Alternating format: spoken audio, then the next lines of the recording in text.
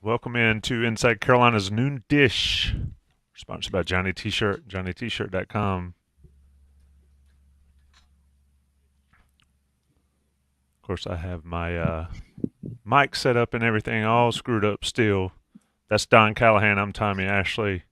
It is the Noon Dish. Don, can you hear me good? I can hear you well. And can the people in the chat hear me good? Because I'm still trying to figure out my new toys. Yeah, I can hear you perfectly fine.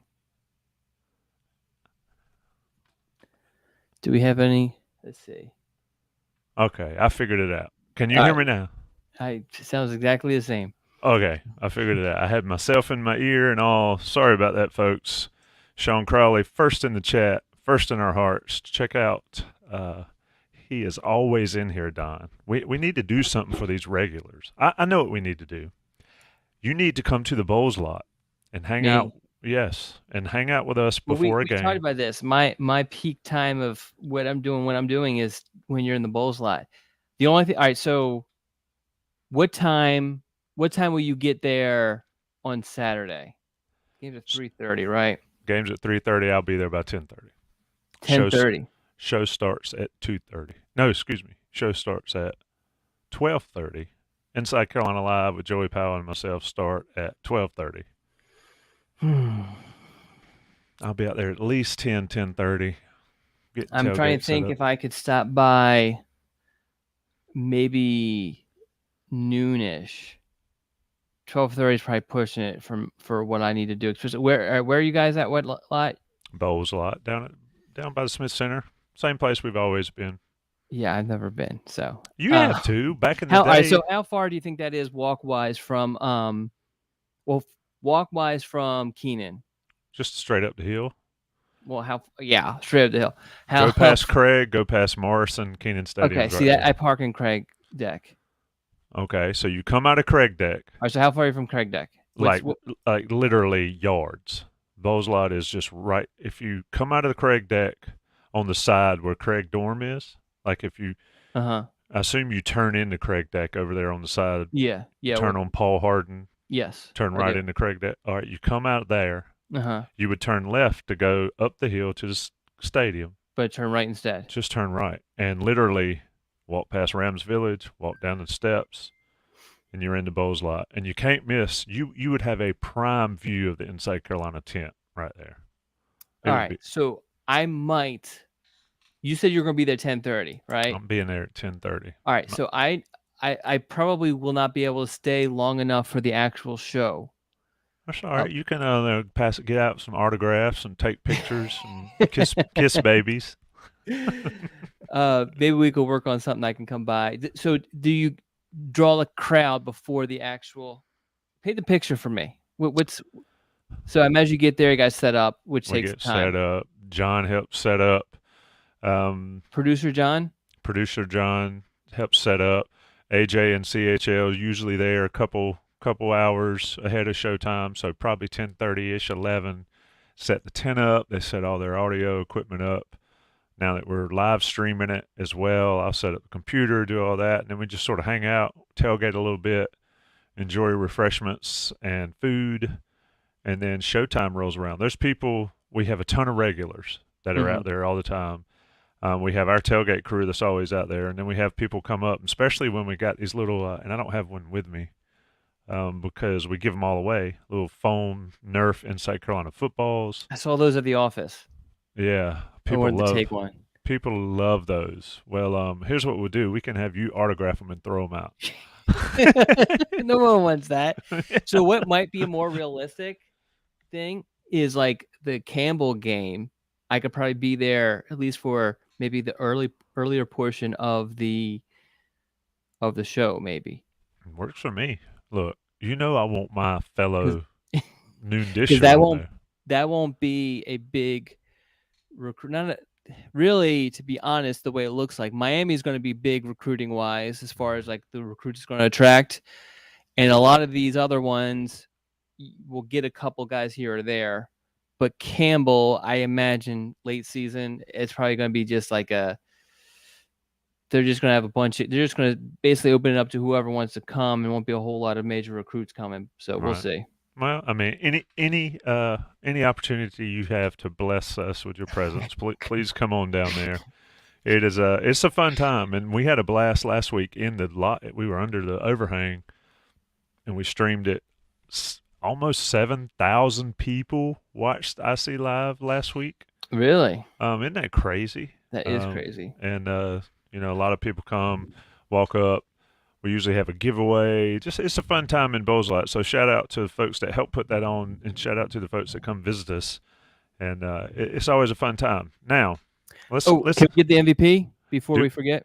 yep, do the MVP, and then your suggestion for top five, and we'll see if it sticks. All right, so MVP. So this show is dedicated to, and if you were here 2 weeks ago, because we took a week off, and probably going to do that during the season, right? Every other week. Yep.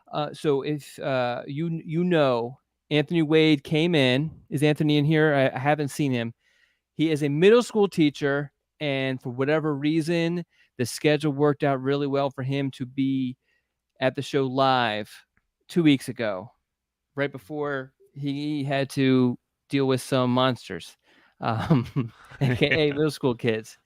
So shout out to Anthony Wade for coming in. It looks like he's not in here, so I hate that he's not in here today, but I'm sure he'll listen to this later. So you are the MVP. This podcast is dedicated to you. My top 5 ideas. So we're open. If this doesn't stick, we're open to other ones if you have other ones. I just figured top 5 UNC players after 2 games. Whoever you feel like has looked good. I have a couple of immediately pop into my mind and kind of roll with that. So top five Carolina performers, Yes. 2 games in. Yes. And I'll add a bonus pick. Who needs to show out against Minnesota for North Carolina to have success? That works. So Eric in the chat says top 5 linebackers at North Carolina. Whew, that's a strong list over the years if you go way back. But we'll stick with top 5. We'll keep it easy for folks. Top 5 performers in the first 2 games. Should be an easy list. We'll see. We'll see if anybody goes off the beaten path a little bit. Donna, what's lost in all the news of yesterday, and I was doing On the Beat live last night at 9 o'clock. North Carolina got a commitment. Yes. And you didn't give me a heads up, and I was a bit disappointed that I did not know already. Yeah, so I knew North Carolina was in a really, really, really good spot, but it wasn't a situation where he had committed over the weekend. He literally committed last night and announced it probably about an hour later. So when I received the tip, I was driving home from my daughter's basketball workout and had to blow a couple of red lights so that I wouldn't miss anything. Because if you know a lawyer in Southern get me out of it, you know what I mean? Those days are over, my friend. And so there was not going to be a time for us to. Well, here's the other thing: is a lot of these things, we don't know exactly. Like I was told it was probably going to happen last night, but he might not actually announce it until today. So I'm rushing to kind of get everything prepared. Fortunately, we had run a story on him on Monday. So hopefully you're an Inside Carolina premium subscriber, because if you are, we basically laid out the situation in a story with Camden. And I noticed that you didn't say his name. Slager. I knew this is going to be the theme of the my best Arnold Schwarzenegger thing. How do you pronounce it the correct way? I believe I have not asked him, and I should have. I believe is Laudenslager. I believe Laudenslager. I mean, why do I have to say it with a Eastern European accent? Yeah, I don't know. I just think that's how we go. But great name, by the way. I want to see that name on the back of a jersey. It'll be one of those ones that is kind of curved around. Yeah. So we ran a story on Monday where he basically said North Carolina, Wisconsin, and Pitt were his final 3. And then in the weekly scoop on Tuesday, we kind of brought it up again that, hey, North Carolina's in a really good spot with him. And then, later that day, he ended up committing. What's he bring to the table? I mean, I see a 6'3", 215 guy. He's 25, so he's a junior in high school. Got plenty of room to grow. The famed edge rusher title on his position from Owen Mills, Maryland. Don, when North Carolina fans see this commitment, and it's for 25, so again, not this coming season, but the next, what can they expect? What does this look like for simple North Carolina followers like myself? So I think, and I always hate throwing out comparisons because I think when you throw them out, especially because typically when you throw out comparisons, you're leaning on really good players to try to draw a picture for someone, and then people think, oh, they're going to be as good or they're as good as it. And so when I throw this comparison out, please do not think that he's as good as this player, because that's an unfair expectation to throw onto him. Because I think a great comparison, again, in the mold of a Kamen Rucker. And what I mean by that is a guy who, I mean, he's 6'3". That's probably Rucker's being, like he's got Rucker by 4 inches, well, I don't know if he's 6'3". or I think he's probably about, having seen him in person, he's probably closer to 6'1". But, as with Rucker, makes up for that with a great motor. And you watch him on film, and it's just, as soon as the ball snap, he goes, and he just continues to go. Even after, there's, I think, one of the first plays on his highlight where he kind of runs the arc, and the quarterback steps up, and someone else kind of almost gets the quarterback, and he's way away from the play, but he just continues to go, and eventually hits the quarterback, who has already escaped all these other rushers from the back after 7, 8, 9 seconds had gone by, which speaks to the fact that he didn't give it up. So many other guys, when you're watching high school football, they'll do the pass rush, they'll get way behind the quarterback and just kind of stop and just stand there. He just continues to go. So he has a plus motor, which is huge. But the other thing too, I think, that's really nice is when he's running that arc. And what I mean by that, for those who don't understand the concept, is, I mean, I think everyone knows, the pocket, how the pocket is formed for the quarterback, with the tackles kind of stepping in their pass pro out to kind of form that pocket. The edge rushers kind of run along that arc that the tackle is creating, and guys who can run that with maintaining their speed, particularly with their ability, their flexibility, and you kind of see him do that, because he has a great bend as he's running that arc, which helps him maintain his speed, and then also makes it difficult for the offensive tackle to get his hands on him. And so he's great flexibility along with that plus motor, which I think is the main asset. Obviously, there's things that he's going to have to add, such as counter pass rush moves. There's, at least on the film that I've watched, not a whole lot of actual pass rush moves. That will come with training. He also doesn't play against the greatest of competition, which I know is going to be one of your questions. Yep. So Still my questions already. there's there's always that adjustment that he's going to need to be made. And the only reason I bring that up, because that was like a topic of conversation last night when he committed on the message board. So there is going to be that adjustment that's going to need to be made, but he definitely kind of fits that mold of what North Carolina wants in that jack position. And as we have seen, that jack position does not need to be 6'5", 6'6", like your traditional, defensive end edge rusher sort of types. They can be the shorter, squattier, compact, but powerful and high motor sort of guys that really have been the ones who have done the best in this system under Gene Chizik. Yeah, and I shortchanged Ruck. I mean, he's 6'1", 6'1" and a half ish, 265. He just plays so low, pad level, and able to get under people. He looks shorter than he actually is. Lauden Slager becomes the second North Carolina 2025 commit, joining Bryce Baker. Don, I'm going to steal a question, or sort of a top five out of the chat on the message board. Cub3 says, top five positions of need for UNC in the top in the 2025 class. I'm gonna put you in position and put you on the clock here. I know it's 2 years out, but when you look at positions of need, obviously quarterback, you're gonna get a quarterback. You're usually gonna get one running back, possibly two, depending on depth chart. Uh, what else do you think are going to be key positions for that 2025 class? You got an edge rusher. Every team needs multiple ones of those. You got a quarterback. What else is North Carolina looking at in 25? Yeah, so it's so hard because there's so much attrition that's going to happen in addition to what we're talking about. But a good starting spot always is to see what positions are losing a lot of seniors because they are outside of. Here's again another caveat, but outside of receiving like a medical hardship, or I'm sorry, medical red shirt sort of thing, so they get an extra year. Outside of that, if they're graduating following the 2024 season, then you know for sure they're going to be gone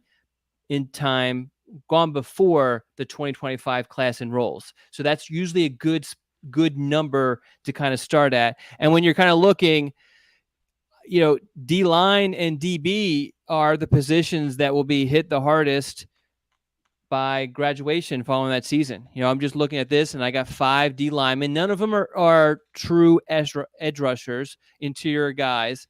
And then DB looks like a lot of mostly safety sort of players. So just purely on the spot because, Tommy doesn't want me to prepare and give the best possible answer. So, No. Winging it is always best because then we get the truthful, no spin ah, answers.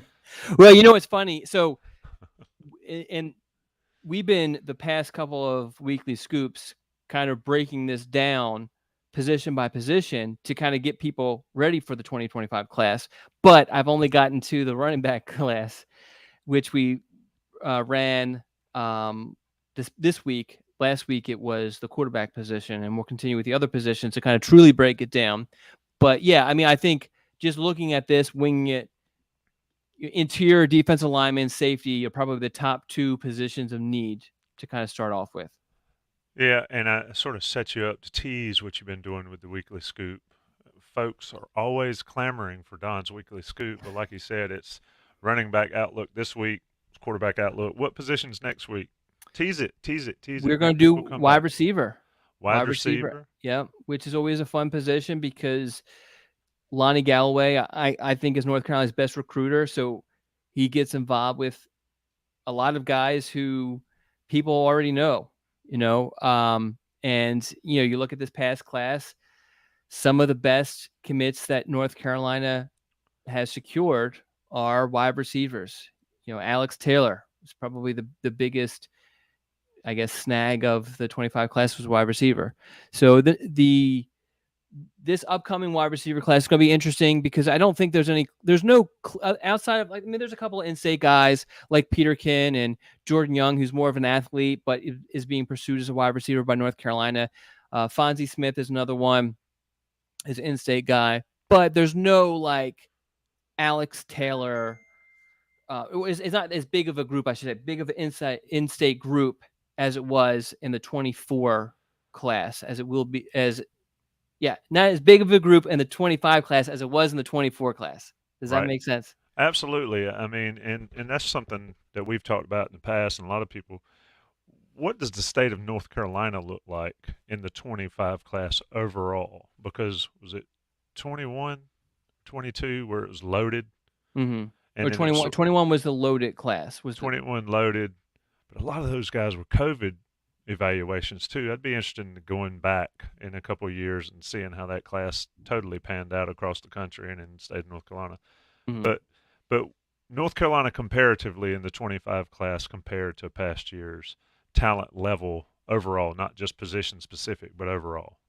Yeah, I think the 25 class, and we actually did a 25 kind of like preview a couple of weekly scoops ago, and I mentioned it in there that it looked promising that the 25 class was going to kind of continue that rebound, because it feels like since the historic 2021 class that the state of North Carolina has had, the state has been kind of paying for that ever since. And some of it, yes, is COVID related because, the state of North Carolina was one of the states that waited until the spring to hold sports, whereas other states, surrounding states, played during the fall, including South Carolina and Georgia, I believe.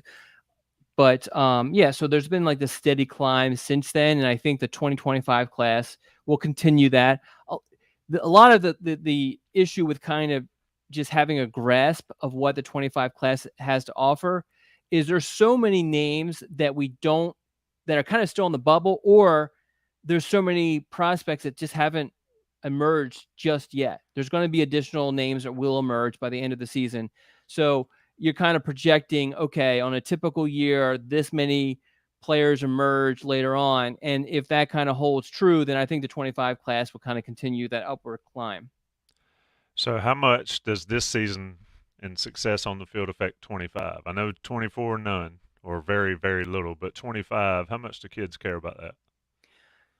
They care, like you said. I mean, they care. This will impact them more than it will impact the 24 class, because these are the guys that are visiting North Carolina with somewhat open minds at this point.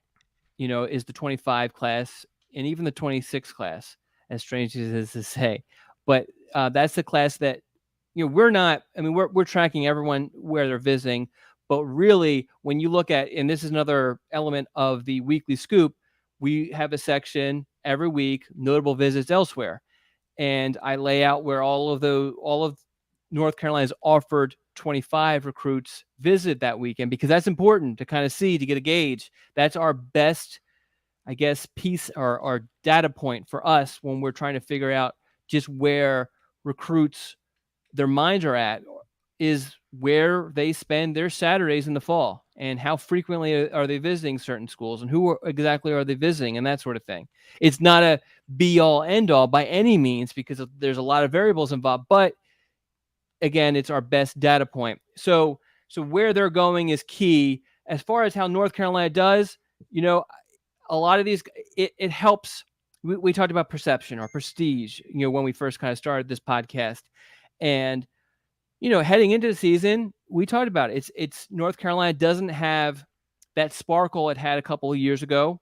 But, if UNC has a great season and plays well, and obviously wins, but wins well, if I could phrase it that way, that's Look, going to help with the perception. yeah, looks good doing it. Looks good doing it. Yes. Yep. Yes. And North Carolina, of course, has one against Minnesota this weekend on Yeah. national television, and then the Pitt games. Is that on national television? Well, it's ESPN, right? So that's, I don't know. I was curious. it's ESPN, and we can get ESPN now. I'll have to hold off joining YouTube TV after all. But Oh, so what do you have right now?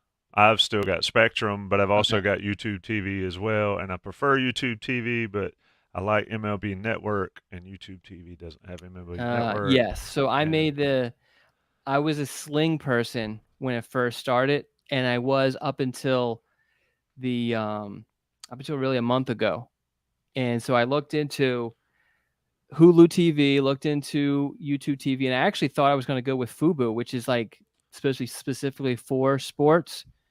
But you I went with Hulu mostly because you get also ESPN Plus free, which I was already paying for, and I get basically the same channels YouTube TV you get.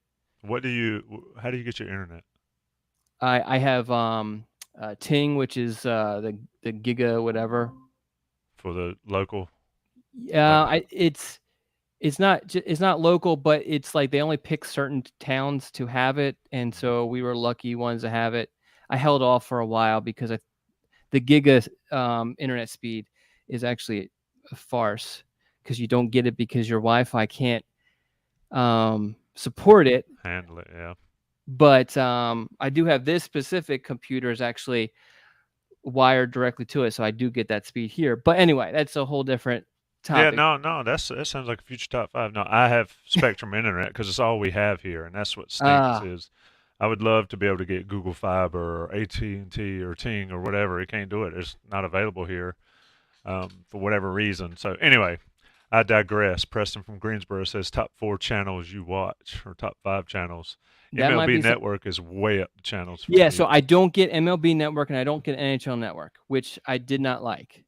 But I laid out all for those, because I know it's asked a bunch on the message board about the cord cutting.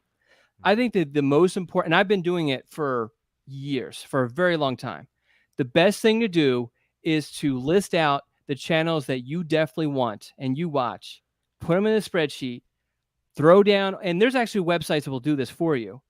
You list out YouTube TV, Hulu, all the channels. Sling, I think Sling is underrated. I like Sling. The only issue I had with Sling, because I got all the channels I wanted with Sling, but you can only get one ESPN stream at a time. Which, when you have the man tower, I need multiple ESPN Yeah, streams, so that didn't work for me. That's why I had to leave Sling. But and you don't get local television, but that's not a problem for me because I have everything. I love using the antenna for local television. yeah, But anyway, list out what you watch, check to see what each service offers, and just make a decision based off of that. Look at the prices too. yeah, exactly. I mean, certain businesses have some of us over a barrel, and we could do nothing about it. So Yeah. anyway, it is what it is. Don, anything left before I take a break, and then we come back and don't have a ton to talk about, but I do want to get your take on a couple things specifically. But anything left on the recruiting trail? Any commitments that you're aware of that you could sort of hint to, not naming names, but possibly for North Carolina people to be paying attention to? So this is what I'll say. In the weekly scoop, we mentioned a couple of names of players or recruits that North Carolina was in a really good spot with. We'll have updates on some of those guys in the coming weeks, or I'm sorry, in the coming weekish. So to check that out. So we'll have that information, but there are definitely certain recruits North Carolina is in a really good spot with. Now, committing this early is not the norm. So I don't anticipate anyone else committing for a couple months. But heck, I mean, I didn't anticipate Lawden Slogger committing Great name. today or yesterday either. So What about 2024 guys, late bloomers as we've called them? Has anybody, and I'm not saying specifically North Carolina, caught North Carolina's eye, but anybody sort of stood out to you locally, maybe? What are they? 3 games in the high school season, 4 games into the high school season that has sort of opened your eyes, and maybe North Carolina is glancing at. We'll say. yeah, just to kind of give you, I guess, a glimpse behind the curtain a little bit. I was talking to a high school coach, and he was telling me about a quarterback he had who was having a great season, but wasn't getting any pub. And I said, "Oh, what year is he?" And he said, "Oh, he's 2024." I was like, "Ugh." I was like, "All right, give me his name because I do have some D2 coaches and FCS coaches who will reach out to me looking for specific positions." And so I wrote his name down. So I'm trying to basically say I'm not focused on only 24 guys unless potentially they're D linemen, but it's looking. I mean, North Carolina could potentially add a D lineman, from the 24 class, but it's probably more likely that they'll save it for the transfer portal. To be honest, it's just the way the recruiting calendar has sped up. You're, you know, if you're a 24, I mean, you probably aren't, and you don't have any Power 5 offers. You're probably not going to get any. There are exceptions, but it's just calendar just so fast. Sean mentioned Philadelphia Spectrum Cable. I'm curious what that was in reference to. I was trying to look up in the chat what he was talking about there, but I did grow up with that cable in Philadelphia. Where is Sean from? Any idea? He can tell you. He Sean, where are you from? Shout out to where everybody's from in the chat. While I do the Johnny T-shirt read, take care of them, they take care of us. And what do I always say? Johnny T-shirt and JohnnyT-shirt.com is the place to get your Carolina gear. You get 10% off your everyday order if you're an Inside Carolina Premium subscriber. You also get great customer service, whether you're online, Um, I know what you won't do at Johnny T-shirt. You won't make a huge order to some big conglomerate that sells stuff and it be late and they tell you you can get a refund because it's not there yet. So you reorder it because you have to have it. And then they both come. And then you don't get a refund. So you have everything twice. Johnny T-shirt's not going to do that to you. They've got great customer service and they take care of you, get you what you need timely, and get you only what you need and only what you want and only what you pay for at johnnytshirt.com. Check them out on Franklin Street or check them out online. Take care of them. National Guys Pay the Bills. It's the noon dish with Don Callahan. All right, Don, we're 30 minutes in, 31 minutes in. I want to ask you a question that somebody brought up in the chat, and shout out to KM Shires, who came up and introduced himself at the Charlotte tailgate at Frothy Beard Brewery. Your neighbor over there, your local guy, got a big offer. I was surprised at how quick his mother made it known that he was Carolina only. Your thoughts on that, and how do offers from these big schools affect guys, whether it's a North Carolina commit or another school commit when Georgia comes in, Alabama comes in? I mean, that's a pretty big deal, and it's an honor, I would think, to get an offer from them, whether or not you want it or intend to go or not. Yeah, it brings validation, I think, for sure. No matter what you could say, if Alabama offers or Georgia offers, even if, we've talked about the whole uncommittable offer thing, it still brings validation. So we also covered that in the weekly scoop. I actually spoke directly to Malcolm, and he kind of, gave me his side of things. I think you never want to just completely dismiss Georgia because of the resources and the cachet that Georgia carries. But, the emotional connections he has in North Carolina are very difficult to match. And I think he comes from a family that really, really values education first. I mean, you're just talking to him and his family. I feel like he's going to college for an education and to also play football. Whereas a lot of where I'm sure they realize that Georgia kids are going there to play football. You know what I mean? And so I think that not to disparage Georgia as a school, their education, that sort of thing. But I think that means a lot. And I think the location matters a lot also. So I think those things are going towards North Carolina's way. The fact that his mom felt the need to say something, or maybe not felt the need, the fact that she said something, I think kind of speaks to North Carolina's position and how difficult it might be to pry him away from North Carolina. And, they always talk about the decision maker in a family. If you've read any sort of recruiting literature, or coaches talking about recruiting and all that, they talk about find the decision maker. I feel like from the little I know that, that Mama Ziegler is the decision maker. So if she's coming out and saying that speaks volumes to what the situation is. So, but a lot of it, I think you got to watch what he does. Does he end up visiting? That sort of thing. I'd visit. I would visit. Would you? Yeah. Okay.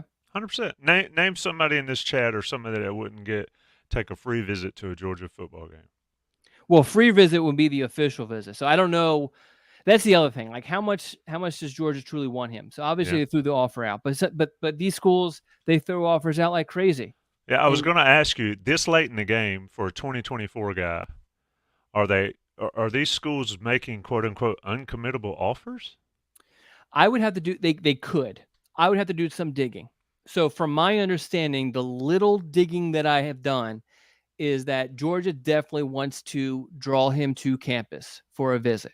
Mm-hmm. And I was told that unsure if they will throw an official visit at him, which is pretty significant. We've talked about this before.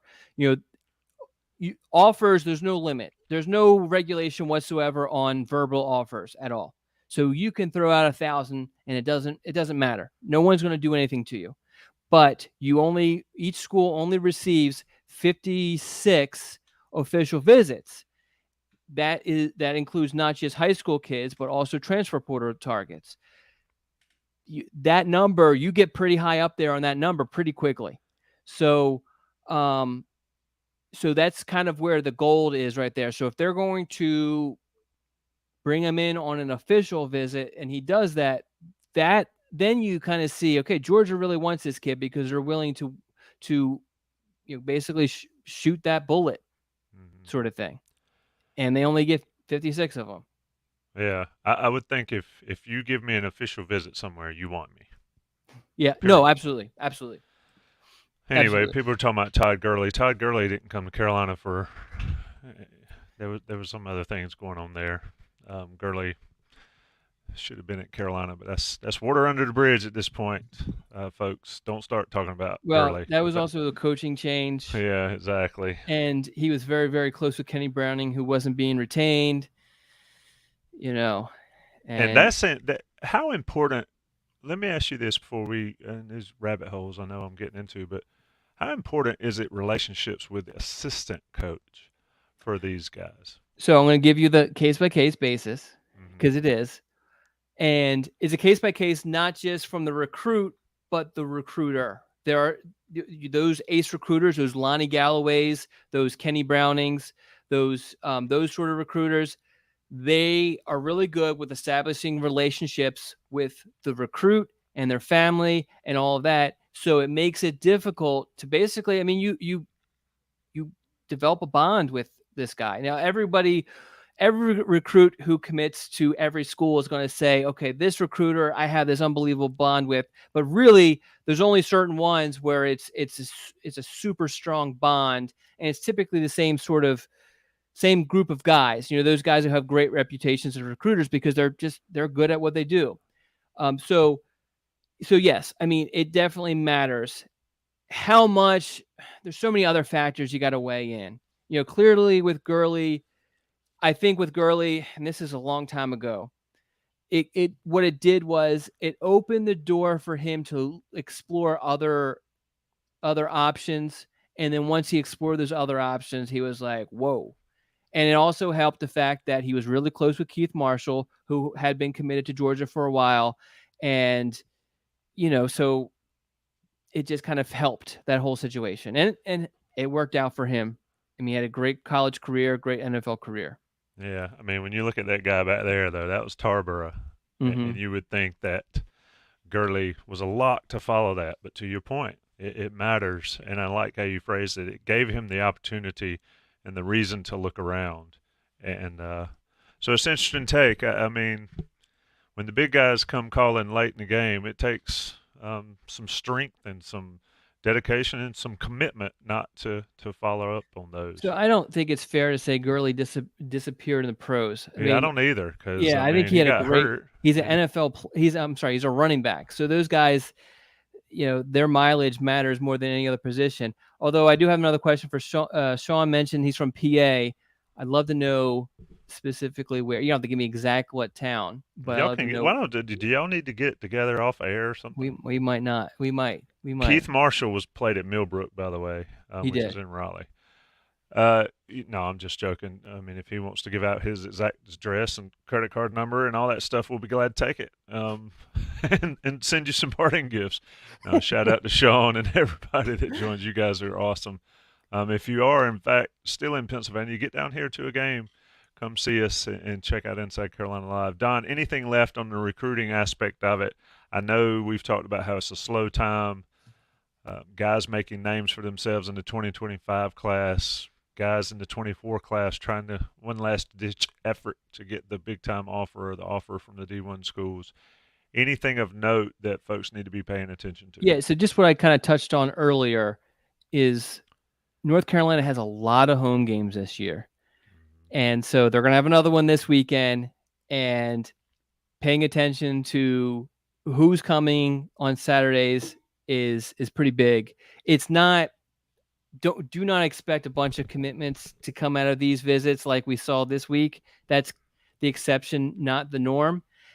But it like I mentioned earlier, it kind of helps paint a little bit of picture. Who's coming on Saturday matters. Who's going to come when they're playing Syracuse matters. I'm expecting a big group and some notable targets for the Miami game. So who shows up, that matters. So we try to put together a visit list every week, and then we also try to confirm who actually made it to campus with a photo gallery each Saturday that we post usually around halftime.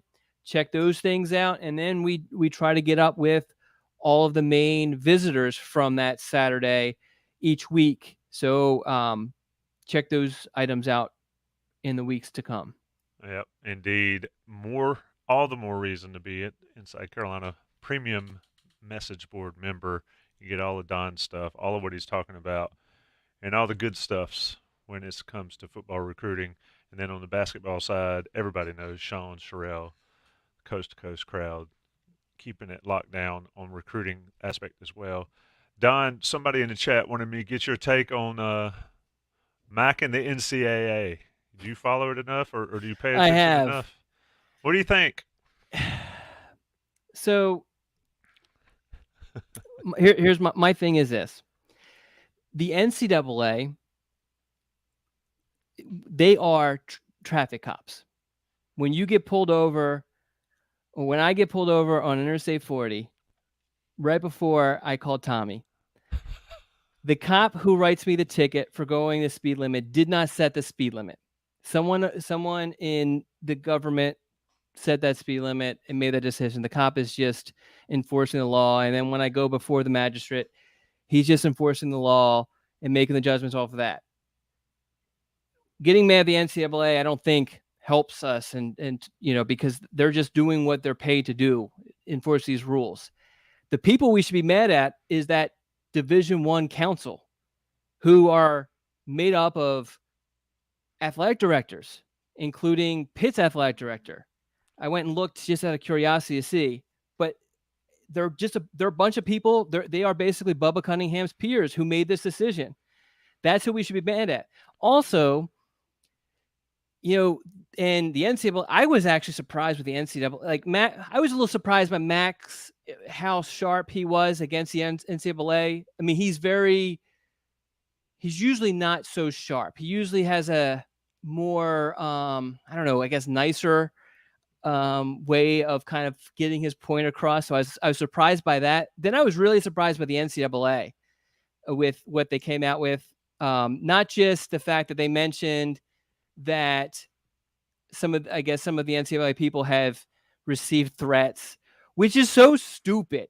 If you are sending threats, especially if it can be traced, but don't send threats, period, to anyone, not even with the NCAA, to anyone. Don't do that. Don't be stupid. But anyway, not just that part of it, but the part, the last paragraph where he kind of pointed out that the NCAA kind of pointed out the fact that this is what the coaches asked for, including Mack Brown. And they're kind of right. I mean, the coaches a year ago were complaining about how it was the wild, wild west with these transfers. And then so the Division I council passed this rule. And it's not even for the initial transfers. It's for the secondary transfers, so they kind of did what the coaches were asking for, and now the coaches don't like it when it goes against them. Now, I was surprised overall. I thought that if you look at Tez's situation, particularly with the fact that he never played at NC Central, I thought they would make an exception. So that kind of surprised me, but I guess your specific question was about Mack and the NCAA. And yeah, I guess I was a little surprised just about Mack's sharpness, and the NCAA barked back at Mack. And I wonder if there's any more to this. This is definitely becoming quite Have you heard Mack today? Mack talked to us today. So I saw the headline, have not read it. Yeah, Mack said if I had to do it all over again, I'd do it the same way. And he did not back off of his comments at all. If folks are in the chat and did not listen to Mack's press, well, his I don't have any issue specifically with what Mack did, what Mack has done. I was just surprised because that, I only know Mack from when he's at North Carolina, a little bit from Texas. Just he is usually a little bit more nicer with how he does things, and so he's, particularly when the ruling came down, specifically. What was your take on just the back and forth? Well, I think we all agree that it's BS that that young man's not being allowed to play. We've backed that one over the horse and rolled over that horse several times. I mean, it's ridiculous. But my beef is, and you mentioned the traffic cop aspect of it. My beef is, you let that guy go. You didn't stop him. You let this guy go. You let this guy Exactly. play. You know, And that's, I think, what their mindset was. yeah. I mean that's the issue there. And Mack said specifically today, we're not mad at the transfer rule that they implemented on January the 11th. They're mad at the the refusal to grant him the waiver, given that he checked every box, he did everything they asked him to do, and then they go on about the mental health people analyzing Tez or whatever they said, which is complete BS. And what makes it so rich in it is that the fact of it's the Georgia president, Georgia, Georgia, granted they're national champions back to back, but folks have seen the Georgia Bulldogs in headlines for things other than football lately, and they're not good. So, you've got a bunch of pot kettle stuff going on with the response to Mac. You also have the inability of them to make consistent decisions, which is frustrating.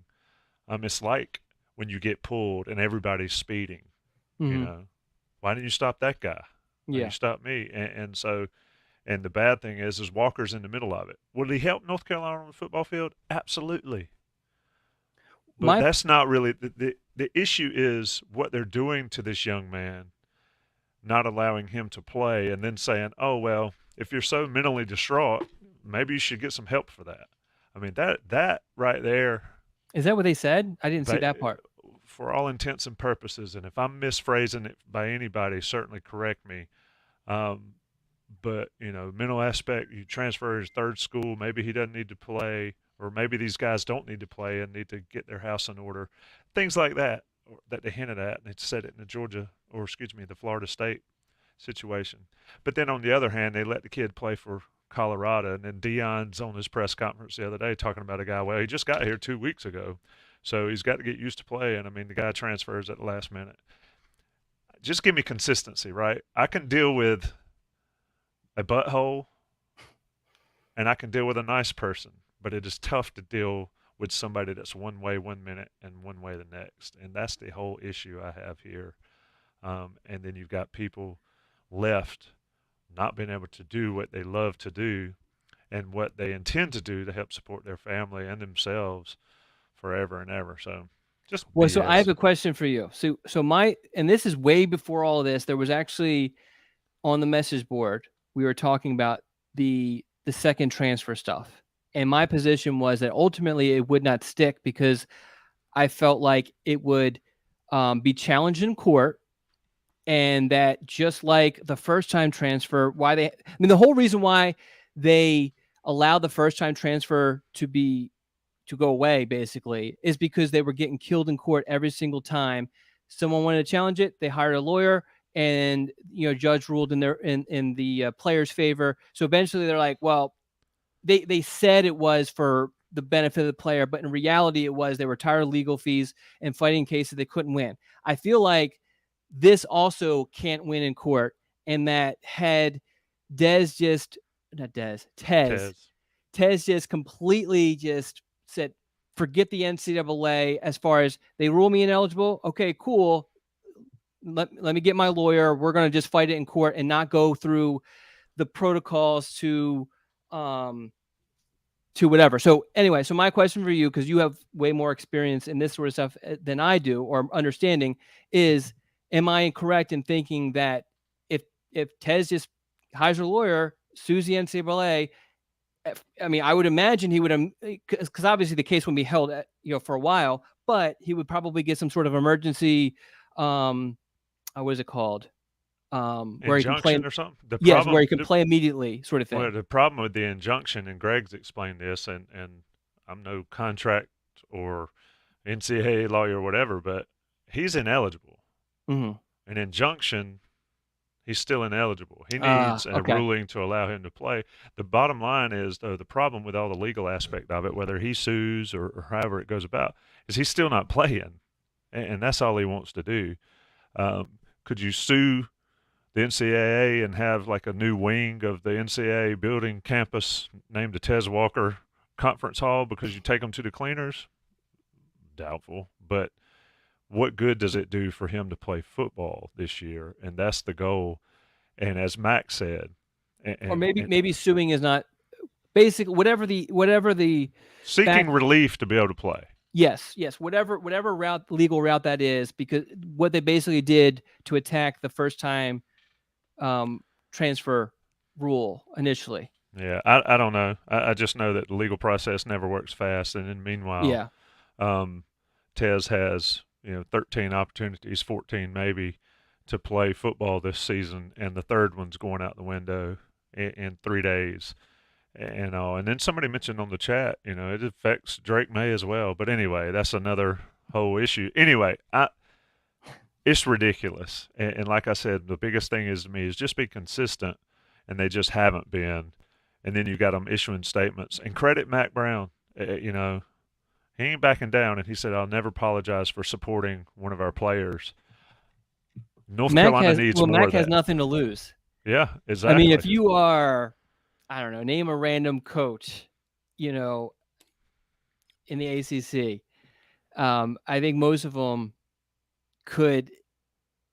don't have the backing or support that Mack has, not only just at their particular school, but throughout the nation. Yeah. And so Mack has nothing to lose with this. He has a lot of respect from a lot of everyone, really, and media, other people in the coaching community. So, I just, yeah.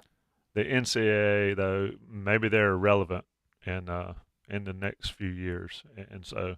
But one thing they're not going to do is they're not going to come off their millions and billions of dollars they make from March Madness. So anyway, folks need to check out Greg Barnes' latest column on it, and check out Mack's comments earlier today about it. I mean, it's still a mess, and it's one of those things. It's not going to go away, nor it shouldn't. And you hope that Tez Walker, at some point, Tez Walker is made whole again, both in every way, and especially mentally for the young man. Anyway, top five, Don. I don't have as many comments or choices that I thought we would have. Top five North Carolina players this season thus far.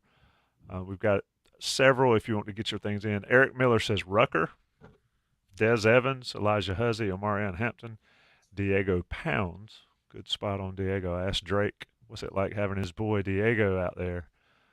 Drake gave a great answer. And not only a great answer about how happy he is, how Drake is trying to pull Diego along to be that guy, because he's certainly that guy physically. If he can get it together in every way, Diego's got a bright future.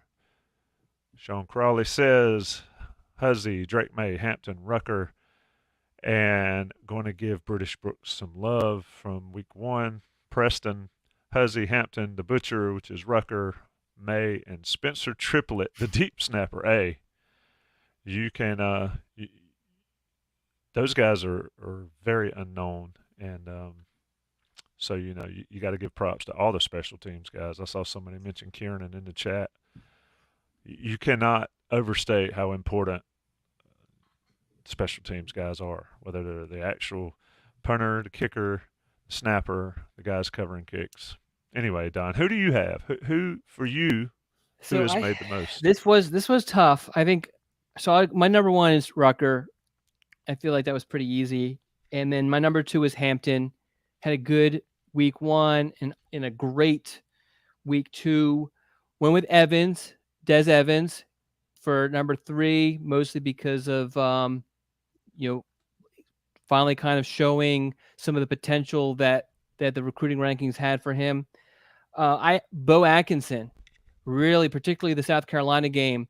I bumped into his dad actually before the last game, and we were just kind of reminiscing over. I remember when I first met Bo, just this tall, skinny, lanky kid, And I can remember seeing him in the one state championship game where he played against a equally big offensive line, and the power wasn't there yet. So it's great to see the power's definitely there now. He's able to play so much. He's worked so hard. I mean, obviously he has the size and all that sort of stuff, but his work ethic is unbelievable. So it's always cool for those kids to shine. And I went with Pounds also, another kid, a lot of tools, and just kind of putting it together. And finally, so did he start Saturday? Yeah, he played the entire game Saturday. Yeah. So let me jump in here. I'll give my list, but just came across the thing and got another text from my boys. UNC's on lockdown again. Another armed, dangerous person on or near campus. Supposedly, it's just ridiculous. Yeah, that's gotta be tough. Yep. So I'm gonna cut this one short, but evidently somebody at the student union did something of that nature. Anyway, mine would be Marion Hampton's up there. Everybody banged on him even after the South Carolina game where he scored 3 touchdowns or however many touchdowns. Well, Marion's going to be a player. He figures it out. He is tough to tackle. There's a slow motion replay of one of the touchdowns against App State. The dude is running over people, stepping over people before stretching the ball out. So I've got him. I've also got Drake. I think Drake's become a better quarterback than he was last year. And I asked him about it. His freedom to check at the line, his ability to make plays on the fly is obviously a thing, but when you go to the line and then you check your team into a better play, that's big time, and that's certainly an NFL trait that they all watch.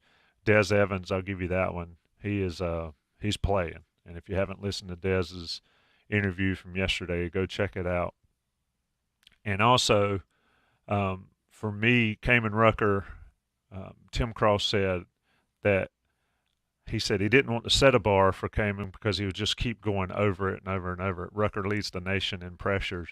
How many people in North Carolina fandom thought that a North Carolina defensive lineman or defensive player would lead the nation in any defensive stat after last season? Rucker is that guy in pressures. Very cool to see these guys step up and play. A lot of guys. Elijah Hussey's been as advertised. But it's a big game Saturday. Minnesota comes to town, 3:30 ESPN. I'm going to get out of here so I can check on the fam. Don, Callahan. Yeah, good luck. Hopefully all that is all right. Yeah, something's wrong with this world where kids can't even go to classes at college without being in fear. Yeah. But anyway, I'm going to get out here. Appreciate everybody. Shout out to the 70-plus that joined us most of the show. We'll talk soon. Don, I'll see you in 2 weeks and hopefully see you in the Bowls lot at some point as well. All right, sounds good.